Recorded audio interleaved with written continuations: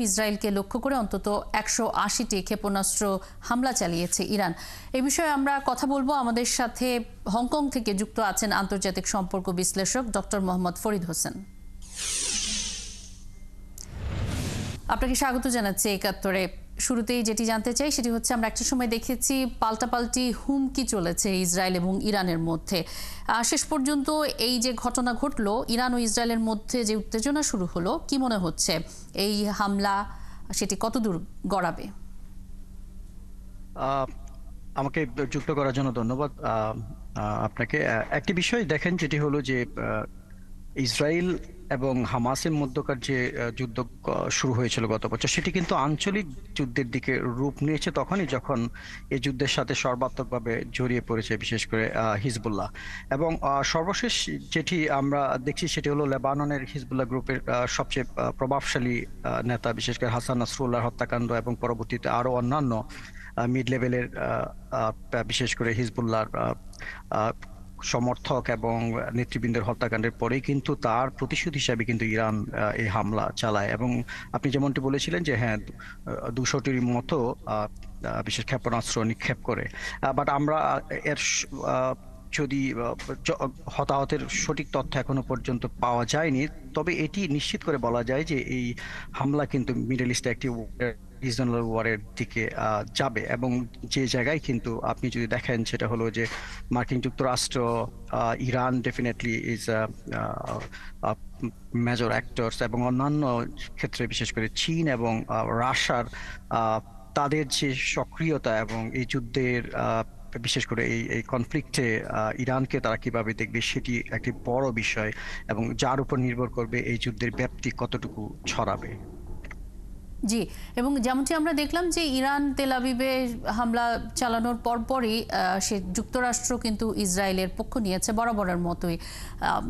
এক্ষেত্রে রাশিয়া এবং চীন, তাদের ভূমিকা কি হতে পারে? মধ্যপ্রাচ্যের যে দেশগুলো রয়েছে সেই দেশগুলোর ভূমিকাও বা কি হতে পারে বলে আপনি মনে করেন? আপনি জানেন যে বিগত কয়েক দশক ধরে কিন্তু চীন এবং ইরানের মধ্যে একটি চমৎকার সম্পর্ক রয়েছে। তাদের ডিপ্লোম্যাটিক সম্পর্ক কিন্তু মিডল ইস্টের অন্যান্য যে কোনো দেশের চেয়ে কিন্তু অনেক বেশি শক্তিশালী। এবং চীন এবং ইরানের এই সম্পর্কের মূল যে ভিত্তি সেটি হলো জ্বালানি। আপনি যদি দেখেন, যেটা হলো যে ইরান তার অপরিশোধিত জ্বালানির ৯০% কিন্তু রফতানি করে থাকে চীনে, এবং অন্যদিকে ইরান কিন্তু চীনের ষষ্ঠ বৃহত্তম জ্বালানি সরবরাহকারী দেশ। তার মানে হলো যেটি হলো যে সারা পৃথিবীতে এখন আপনি যদি দেখেন যে জ্বালানি শক্তি আমদানির ক্ষেত্রে কিন্তু চীন দ্বিতীয় বৃহত্তম শক্তি, এবং তার জ্বালানি আমদানি সোর্সের একটি বড় কিন্তু আপনার দেশ হলো কিন্তু ইরান।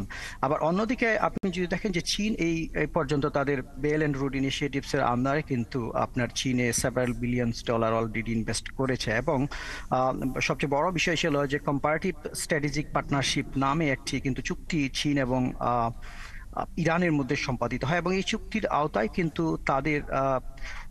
চীন কিন্তু কমিটেড হলো যে $280 থেকে $400 বিলিয়ন ইনভেস্ট করবে ইরানে। তার মানে হলো চীন একদিকে ইরানকে তার মধ্যপ্রাচ্যের সবচেয়ে বড় স্ট্র্যাটেজিক পার্টনার হিসেবে বিবেচনা করছে, অন্যদিকে অর্থনৈতিক পার্টনারশিপের ক্ষেত্রে কিন্তু ইরান একটি গুরুত্বপূর্ণ দেশ। এবং এই ক্ষেত্রে কিন্তু এবং অন্য আরেকটি বিষয় আমি যদি বলে রাখি, সেটি হলো যে ইরান এবং চীনের যে বাণিজ্য সেটি কিন্তু প্রায় $9 বিলিয়ন বেশি। তার মানে তাদের মধ্যে একটি শক্তিশালী বাণিজ্য সম্পর্ক রয়েছে। সো স্ট্র্যাটেজিক এবং ইকোনমিক যে পার্টনারশিপ, এটি কিন্তু একটি বড় বিষয় বিশেষ করে চীন ইরানকে সমর্থন প্রদান করার ক্ষেত্রে। এবং এই স্ট্র্যাটেজিক পার্টনারশিপের আওতায় কিন্তু ইরানে চীনে ইতিমধ্যেই কিন্তু তাদের পারমাণবিক অস্ত্র ডেভেলপমেন্টের ক্ষেত্রে নানান রকম কার্যক্রম রয়েছে আমরা জানি। অনেক ধন্যবাদ সঙ্গেই আমাদের সাথে যুক্ত হবার জন্য। দর্শক, আমাদের সাথে আন্তর্জাতিক সম্পর্ক বিশ্লেষক ডক্টর মোহাম্মদ ফরিদ হোসেন হংকং থেকে যুক্ত হয়েছিলেন। কথা বলছিলাম ইসরায়েলের সাথে মধ্যপ্রাচ্যের যে চলমান উত্তেজনা এ বিষয়ে।